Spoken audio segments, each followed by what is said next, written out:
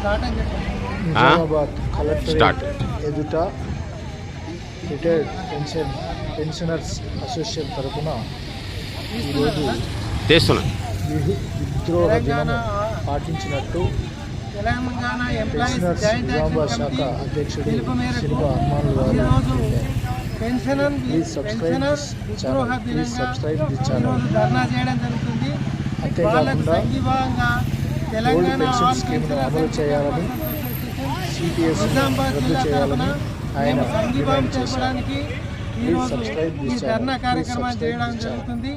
దీంట్లోపల మేము ఈ old pension స్కీమును వెంటనే అమలు చేయాలని, సిపిఎస్ని వెంటనే రద్దు చేయాలని, ఈ పెన్షన్ 1/9/2004లో ఏదైతే అమల్లోకి వచ్చిందో CPS scheme, contributory pension scheme, దాన్ని రద్దు చేయాలని, అదే రోజైనటువంటి ఈ రోజును పెన్షన్ విద్రోహ దినంగా పాటిస్తూ ధర్నా చేయడం జరుగుతుంది.